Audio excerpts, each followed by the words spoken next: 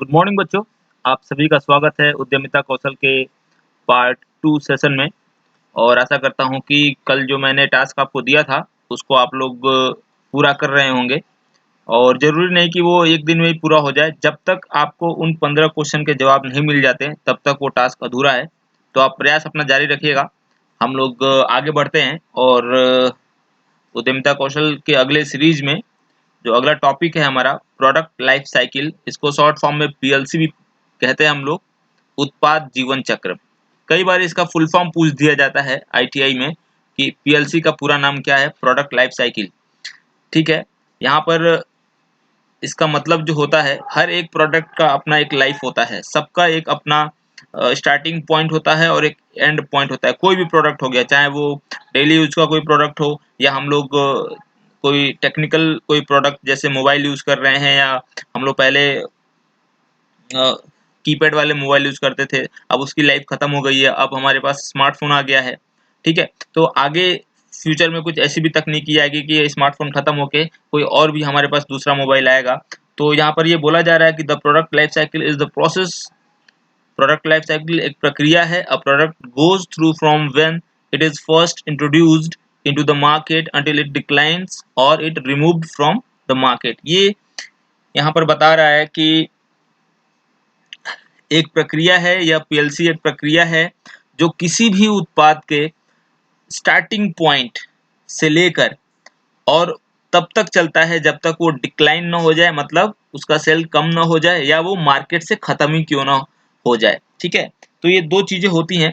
अब इसको थोड़ा सा हम डायग्राम से समझाएंगे। ठीक है, और एक मैं एक एग्जांपल ले लेता हूं। जैसा कि मैंने आपको बताया कि किसी भी प्रोडक्ट का या किसी भी वस्तु का अपना एक लाइफ साइकिल होता है। ठीक है, तो यहाँ पर हर एक प्रोडक्ट के जो लाइफ साइकिल के जो स्टेज होते हैं वो 4 होते हैं। पहला परिचय, इंट्रोडक्शन।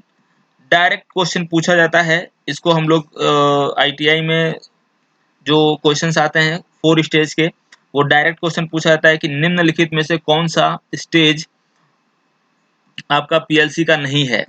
तो आपके 3 स्टेज दे देगा और एक कोई और नाम दे देगा, तो आपको चारों स्टेज का नाम बिल्कुल पता होना चाहिए। पहला इंट्रोडक्शन, दूसरा ग्रोथ, तीसरा मैच्योरिटी परिपक्वता और चौथा डिक्लाइन। इसको चित्र के माध्यम से समझते हैं। जैसे कि हम एग्जांपल लेते हैं, पहले एक टाइम था 1970 और 1980 का जो दशक था, या 90 का दशक भी बोल सकते हैं आप, जब वीडियो कैसेट और वीसीआर का बहुत बड़ा प्रचलन था। ठीक है, तो वो अपने एक इंट्रोडक्शन फेज में आया होगा जब उसका उदय हुआ 1980, 85 और 90 तक। आते आते सबके घरों में वीसीआर और ऑडियो कैसेट आने लगे थे। उसका ग्रोथ हुआ 95 में, 1995 अगर हम लोग बोलें तो 95 में बहुत ज़्यादा ग्रोथ हुआ, सभी लोग ऑडियो कैसेट सुनते थे। और 97, 98 या 2000 का जो 2000 जो सन था, उस समय एक तरीके से पीक पे था ऑडियो कैसेट। ठीक है, अपने एक मैच्योरिटी पे था, परिपक्वता पे था। ठीक है, लेकिन जैसे ही सीडी और डीवीडी का जमाना आ गया, वो अपने डिक्लाइन स्तर पे चला गया और एक समय ऐसा आया जो आज का समय है बिल्कुल भी समाप्त हो गया है। अब किसी के घर में कोई वीसीआर या बड़ा वाला कैसेट यूज नहीं करता है। तो उस प्रोडक्ट की जो लाइफ साइकिल है वो खत्म हो चुकी है। तो हर एक प्रोडक्ट की लाइफ साइकिल होती है। कुछ कुछ ऐसे प्रोडक्ट होते हैं जो बहुत ही पॉपुलर होते हैं, वो अपने इस किसी भी स्टेज में रहते हैं। जैसे अगर हम एक एग्जांपल लेते हैं, एक साबुन हम लोग प्रयोग करते हैं लाइफ बॉय। ठीक है, तो वो कभी इस दुनिया में आया होगा, इंट्रोड्यूस हुआ होगा, उसकी ग्रोथ हुई होगी। ठीक है, और एक समय था जब हर घर में वही साबुन यूज होता था, तो वो अपने वो पीक पे था, अपने एक मैच्योरिटी पीरियड पे था, परिपक्वता पे था। और धीरे धीरे वो डाउन हुआ, लेकिन फिर भी आज भी खत्म नहीं हुआ है, वो कहीं ना कहीं इस स्टेज के आसपास है। ठीक है, कुछ घरों में वो साबुन आज भी यूज होता है। ठीक है, तो कहने का मतलब ये है कि कोई भी प्रोडक्ट हो उसकी एक अपनी लाइफ साइकिल होती है। आशा करता हूँ कि आप इस चीज को समझ पा रहे होंगे। आईटीआई के दृष्टिकोण से अगर देखें तो डायरेक्ट क्वेश्चन पूछा जाता है, तो इसलिए आप ये चारों स्टेज याद रखिएगा। अगला टॉपिक देखते हैं हम लोग, मार्केटिंग। ये बड़ा इंपॉर्टेंट है और इसमें भी क्वेश्चंस बहुत ही डायरेक्टली पूछे जाते हैं।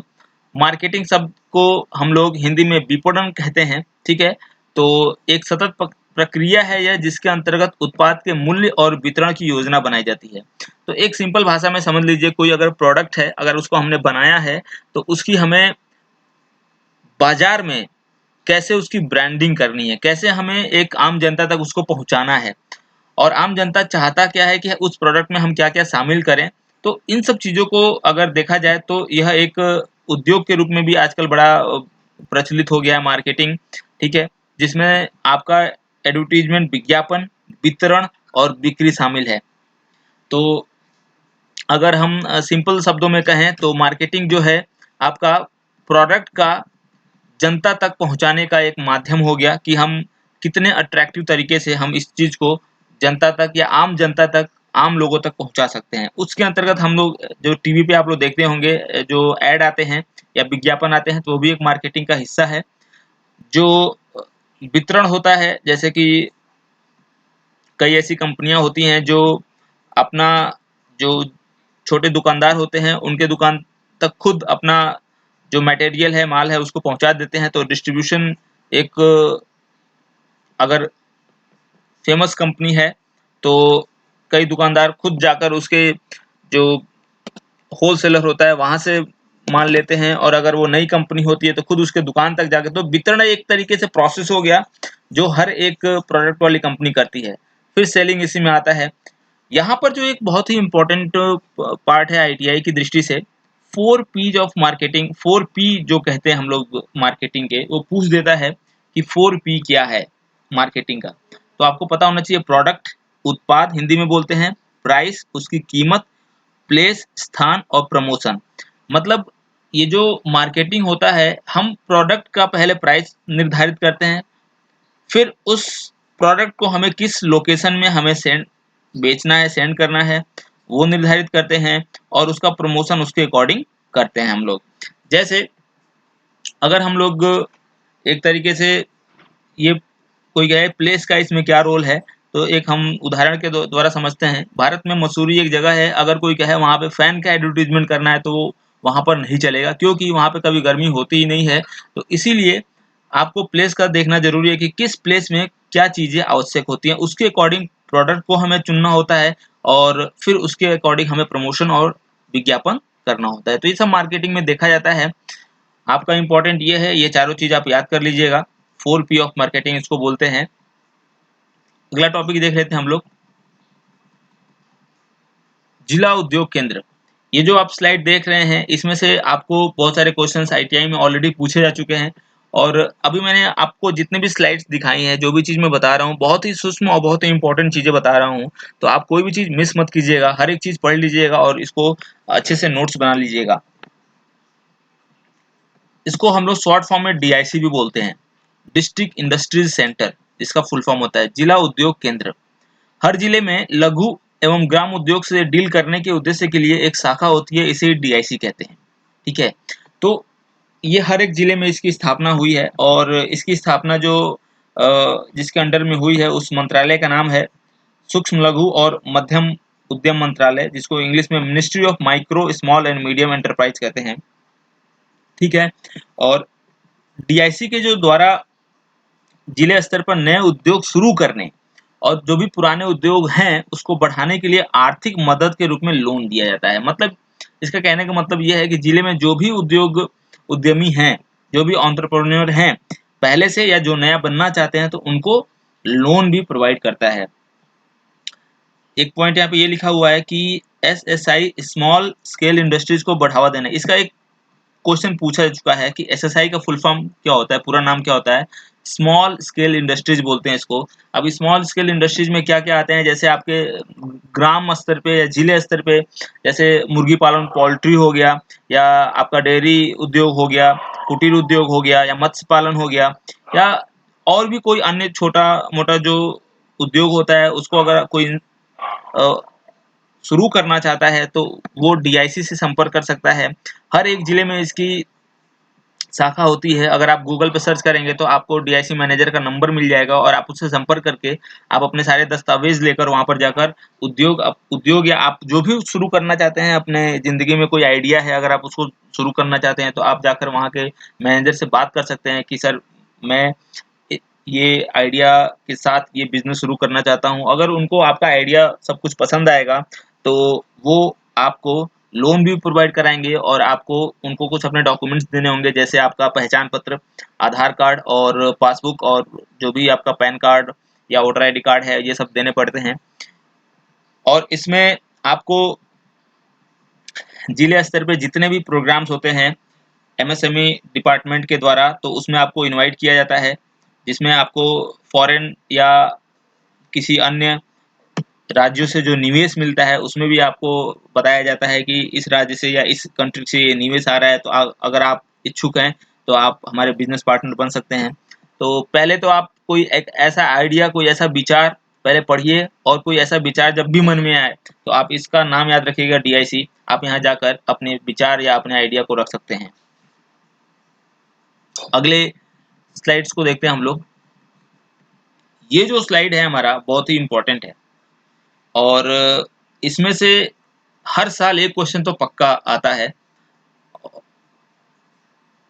और इस बार भी या जब भी कोई एग्जाम आईटीआई का हुआ है तो इसमें जो भी इस स्लाइड पे आपको दिख रहा है, अब मैं इसको यहाँ पे लगा देता हूँ। इसको आप हो सके तो इसका स्क्रीनशॉट ले लीजिएगा कभी बाद में, और इसको सेव कर लीजिएगा और देखते रहिएगा। इसमें से एक क्वेश्चन पक्का आपको 1 से 9 तक जो भी मैंने लिखा है, इसमें एक क्वेश्चन हमेशा पक्का मिल जाता है। और क्या क्वेश्चन होता है मैं वो भी बताऊंगा। पहले आप समझ लीजिए कि वित्तीय संस्थाएं होती क्या हैं, इसका उद्देश्य क्या था, अब बनाया क्यों गया था। एक्चुअली आज़ादी के बाद अपने देश की जो आर्थिक व्यवस्था थी और जो स्थिति थी बहुत ही नाजुक थी, तो इसीलिए अपने आर्थिक स्थिति को सुधारने के लिए वित्तीय संस्थाओं का निर्माण किया गया था। भारत में घरेलू क्षेत्र की बचत को बढ़ावा देने के लिए, देश में निवेश के लिए और देश के विभिन्न क्षेत्रों को वित्त उपलब्ध कराने के लिए वित्तीय संस्थानों की स्थापना की गई थी, जो निम्नवत है। यहाँ पे मैंने कुछ चीजें हाईलाइट की, जैसे बचत, ठीक है, निवेश और वित्त उपलब्ध। मतलब कि आपके पास जो भी है, हमारे पास जो भी पैसा है, जो भी गोल्ड है, उस समय जब 1952, 53 या 54 की बात थी, तो उसको बचत करने के लिए कहा गया था कि आप उसको सेव रखें। और जब धीरे-धीरे और हमारा समय बढ़ता गया 70, 80, 90 दशक में, जब भारत की स्थिति थोड़ी बहुत सुधरने लगी, तो फॉरेन जो कंट्रीज थे उनसे निवेश, तो वित्तीय संस्थाओं का एक ये गोल होता है कि निवेश अपने देश में लाएं, जिससे कि विदेशी कंपनियां आएंगी, निवेश करेंगी, तो हमारे देश के लोगों को रोजगार मिलेगा। और वित्त उपलब्ध करवाने, ये वित्त उपलब्ध करवाने का क्या मतलब है? वित्त उपलब्ध का मतलब होता है जितने भी कॉमर्शियल बैंक है, हमारे यहाँ बैंक हैं, तो उनके द्वारा जो ट्रांजेक्शन्स होते हैं, जो आम जनता, आम लोगों के बीच में जो मनी फ्लो होता है, कॉमर्शियल बैंक का काम क्या होता है? कॉमर्शियल बैंक का काम यही होता है वित्त उपलब्ध कराना, लोगों से पैसे, उनके पैसे अकाउंट में जमा करने, और जब उनको जरूरत हो तो फिर वो पैसे देने, ठीक है। या किसी जरूरतमंद शख्स को लोन देने के लिए भी कॉमर्शियल बैंक काम आते हैं। तो वित्त उपलब्ध कराने के लिए वित्तीय संस्थानों की स्थापना की गई थी। अब हम वन बाय वन करके यहाँ पे समझते हैं। इससे जुड़े और भी साइड में बहुत सारे क्वेश्चंस होंगे जो मैं यहीं पे डिस्कस कर लूंगा, और बहुत ही नॉलेज देने वाली ये स्लाइड है, तो आप इसको जरूर देखें और बढ़िया से समझें इसको। सबसे पहले जो वित्तीय संस्थान की स्थापना हुई थी उसका नाम था इंपीरियल बैंक ऑफ इंडिया 1921 में। तो कई बार ये क्वेश्चन पूछा जा चुका है बहुत सारे एग्जाम में। आईटीआई में तो खैर मैंने ये नहीं देखा है क्वेश्चन, लेकिन पूछा जा चुका है कि भारत की पहली वित्तीय संस्था कौन थी, तो आप बताएंगे इंपीरियल बैंक ऑफ इंडिया। ये भारत की पहली वित्तीय संस्था थी जिसका जो स्थापना वर्ष है 1921 है। और उसके बाद जो दूसरी वित्तीय संस्था भारत की जो निर्मित हुई थी वो आरबीआई, जिसका पूरा नाम होता है रिजर्व बैंक ऑफ इंडिया, ठीक है। 1 अप्रैल 1935, 1 अप्रैल को आरबीआई की स्थापना दिवस होती है। इसी कारण से जो हमारा फाइनेंशियल जो वित्तीय वर्ष होता है 1 अप्रैल से लेके 31 मार्च माना जाता है, ठीक है। एक बार किसी एग्जामिनेशन में मैंने क्वेश्चन देखा था कि भारत का वित्तीय वर्ष 1 अप्रैल से ही क्यों शुरू होता है। 1 अप्रैल से ही वित्तीय वर्ष क्यों शुरू होता है? इसलिए शुरू होता है 1 अप्रैल से, क्योंकि 1 अप्रैल 1935 को ही रिजर्व बैंक की स्थापना की गई थी। रिजर्व बैंक क्या होता है? रिजर्व बैंक जो भारत में जितने भी बैंक है, कॉमर्शियल बैंक है, उन सबको हैंडल करता है। जितने भी बैंक हैं, आप चाहे वो सरकारी बैंक है चाहे प्राइवेट बैंक है। सरकारी बैंक में एसबीआई, पीएनबी, इलाहाबाद बैंक और कैनरा बैंक ये सब आ जाएंगे, और प्राइवेट में आईसीआईसीआई, एचडीएफसी, एक्सिस ये सब आ जाएंगे। तो जितने भी बैंक हैं वो सबको हैंडल करता है। तीसरा जो पॉइंट है हमारा आईएफसीआई, ये भी एक वित्तीय संस्थान है अब मैं आपको ये सब बता रहा हूँ, आईटीआई के संदर्भ में इसकी क्या उपयोगिता है। आईटीआई से डायरेक्ट क्वेश्चन पूछ देता है।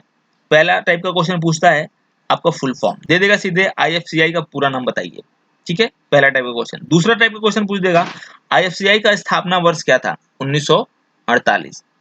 आप समझिए, तो मतलब आपके इसमें कितने क्वेश्चन बन रहे हैं। पहली बात तो सबका फुल फॉर्म, तो 9 क्वेश्चन तो यही बन गए, और स्थापना वर्ष 18 क्वेश्चन आपको इस एक स्लाइड में दिख रहे हैं। मतलब इन 18 क्वेश्चन में से हर बार एक क्वेश्चन तो जरूर आपको मिल जाता है। अगला है state bank of India, SBI, उसकी स्थापना जो हुई थी 1 जुलाई 1955 को हुई थी। ठीक, एक चीज मैं यहाँ पे बता दूं कि बड़ा इंटरेस्टिंग है ये जो इंपीरियल बैंक ऑफ इंडिया है, यही बैंक जो है बाद में एसबीआई के नाम से जाना गया, ठीक है, और 1 जुलाई 1955 को जाना गया। मतलब जो 1921 में जो बैंक बना था इंपीरियल बैंक ऑफ इंडिया, वही बैंक 1955 में जाकर 1 जुलाई 1955 में जाकर स्टेट बैंक ऑफ इंडिया बन गया। बात आ रही समझ में। मतलब imperial bank he state bank of India है, पहले नाम उसका इंपीरियल था, बाद में एसबीआई रख दिया गया। अगला क्वेश्चन देखते हैं हम लोग। इसमें जो फिफ्थ है एलआईसी, लाइफ इंश्योरेंस कॉर्पोरेशन। ठीक, इसका जो स्थापना वर्ष है 1956 में है। ठीक, तो ऑप्शन याद रखिएगा आसपास थोड़ा बहुत, जब भी ऑप्शंस दिए जाएंगे तो आपका ऑप्शंस में थोड़ा गैप रहता है, तो लगभग लगभग ईयर आप याद रखेंगे तो भी आप क्वेश्चन को सही कर सकते हैं। अगला है हमारा IDBI, industrial development bank of India बोलते हैं इसको, फुल फॉर्म इसका होता है industrial development bank of India, भारतीय औद्योगिक विकास बैंक। ठीक, 1964 में इसका निर्माण हुआ था। इसका इसका निर्माण क्यों किया गया था, इसका निर्माण भारत में औद्योगिक गतिविधियों को बढ़ाने के लिए किया गया था। फैक्ट्री का निर्माण कर लोन देने के लिए, या प्रोडक्शन को बढ़ावा देने के लिए, उत्पादन को बढ़ावा देने के लिए फैक्ट्रियों का निर्माण करें, जिसके जिसके चलते जिसके लिए लोन दिया गया था भारत सरकार के द्वारा। इसीलिए इसकी इस बैंक की स्थापना की गई थी। अगला एक पॉइंट है हमारा क्षेत्रीय ग्रामीण बैंक, आरआरबी। ठीक, इसको इंग्लिश में बोलते हैं रीजनल रूरल बैंक। ठीक, इसकी स्थापना 2 अक्टूबर 1975 को की गई थी। ये सन याद रखिएगा, 1975 बहुत बार पूछा चुका है ये, कि आरआरबी की स्थापना, रीजनल रूरल बैंक की, क्षेत्रीय ग्रामीण बैंक की स्थापना कब की गई थी, 1975। ठीक है, एक आरआरबी का फुल फॉर्म और होता है रेलवे रिक्रूटमेंट बोर्ड। ठीक है, लेकिन वो ऑप्शन में नहीं दिया होता है, आपका क्षेत्रीय ग्रामीण बैंक ही दिया होता है, तो आप समझ जाइएगा कि इस आरआरबी का मतलब है रीजनल रूरल बैंक। ठीक है, अपने कंट्री में पूरे 43 रीजनल रूरल बैंक है। टोटल क्षेत्रीय ग्रामीण बैंक जो है 43 है पूरे भारत में। यूपी में भी बहुत सारे क्षेत्रीय ग्रामीण बैंक है, जैसे आप कुछ कुछ का नाम तो आप जानते होंगे, जैसे प्रथमा बैंक है, आर्यावर्त बैंक है, आर्यावर्त ग्रामीण बैंक, प्रथमा ग्रामीण बैंक, या पूर्वांचल ग्रामीण बैंक। तो ये सब ग्रामीण बैंक होती हैं जो छोटे छोटे गांव में, छोटे छोटे कस्बों में होती हैं। इनका काम क्या होता है कि गांव की वित्तीय व्यवस्था को सुधारना, गांव की वित्तीय हालत को सुधारना। लेकिन अपने इस कंट्री का सिस्टम थोड़ा सा गड़बड़ रहा है, जिससे कि अपने जो गांव हैं, जो छोटे कस्बे हैं, उनको अच्छी तरीके से फाइनेंशियली हेल्प नहीं पहुंचाई जा सकी है, जिसका कारण है कि आज जब देश में इतनी बड़ी समस्या आई हुई है, महामारी आई हुई है कोविड-19 की, तो जो मजदूरों का पलायन हो रहा है, आप देख रहे होंगे हर शहरों से इतने सारे मजदूर जो बाहर जा रहे हैं। अगर छोटे शहरों या छोटे गाँव में पहले से फैक्ट्रीज या कोई उद्योग स्थापित होते, तो उनको शहरों में जाने की जरूरत ही नहीं पड़ती, और वहाँ भी वित्तीय व्यवस्था सही होती गाँव की भी। तो अब मैं, हालांकि सरकार भी इस चीज़ को बहुत भली-भांति समझी है, और मुझे उम्मीद है कि आने वाले दिनों में 2 रोल जो है डीआईसी का, जो मैं पहले आपको पढ़ा चुका हूँ, इनका रोल और आरआरबी का रोल यहाँ पे बहुत ज़्यादा मायने रखता है। ये गाँव के वित्तीय व्यवस्था को देखने वाले यही 2 संस्थान हैं। तो इन दोनों की हेल्प से गाँव की वित्तीय व्यवस्था को सुधारा जाएगा, और इन दोनों को अब ज़्यादा फंड दिया जाएगा, जिससे ये पैसा छोटे कस्बों, छोटे गाँव में उद्योग स्टार्ट करने के लिए दे सकें। अगला पॉइंट देखते हैं, भारतीय आयात निर्यात बैंक, उसको हम लोग एक्जिम बैंक भी बोलते हैं। ये बैंक जो है देश में एक्सपोर्ट और इंपोर्ट को मैनेज करता है। एक्स का मतलब होता है एक्सपोर्ट और IM का मतलब होता है इंपोर्ट। कभी-कभी इसका फुल फॉर्म पूछा जाता है कि एक्जिम बैंक का फुल फॉर्म क्या है, एक्सपोर्ट इंपोर्ट। इस वित्तीय संस्थान की जो स्थापना हुई थी 1 जनवरी 1982 को किया गया था। अगला पॉइंट है हमारा सिडबी। इसको small industries development bank of India बोलते हैं, लघु औद्योगिक विकास बैंक। और इसका भी निर्माण औद्योगिक गतिविधियों को बढ़ावा देने के लिए दिया गया था, जिसका 1990 में शुभारंभ किया गया था। मैं बता दूं, यहाँ पे जितने भी 9 मैंने ये संस्थाओं के नाम लिखे हैं, इनका सबका उद्देश्य वही है, देश में वित्तीय व्यवस्था को मजबूत बनाना, देश में अपनी आर्थिक जो गतिविधियां हैं उनको ऐसे कायम करना, ऐसे लागू करना जिससे अपने देश की जीडीपी बढ़े। मैं यहाँ पर एक शब्द बता दे रहा हूँ, जीडीपी, जिसका पूरा नाम होता है ग्रॉस डोमेस्टिक प्रोडक्ट। ठीक है, सकल घरेलू उत्पाद। ये बड़ा इंपॉर्टेंट है, कई बार इसका फुल फॉर्म पूछा जा चुका है। ग्रॉस डोमेस्टिक प्रोडक्ट हिंदी में बोलते हैं सकल घरेलू उत्पाद। तो जितनी भी वित्तीय संस्थाएं हैं, इनका कार्यप्रणाली ऐसा होना चाहिए जो जीडीपी को हमारे बढ़ाए। तो इनका स्थापना इसी उद्देश्य से किया गया था। तो इस चैप्टर के लिए फिलहाल अभी इतना ही, और आगे के सीरीज में हम लोग इसके क्वेश्चंस को डिस्कस करेंगे। अगर आपको कोई चीज़ इसमें समझ में ना आई हो या कुछ आप पूछना चाहते हो, तो आप मुझे इस नंबर या ईमेल आईडी पे संपर्क कर सकते हैं, और यथासंभव मैं आपको रिप्लाई करूंगा। और एक निवेदन आपसे ये है कि आप इस चैनल को ITI 247 को सब्सक्राइब जरूर कर लें और अपने दोस्तों के साथ शेयर करें, जिससे कि वो भी अपनी पढ़ाई जारी कर सकें। Thank you so much.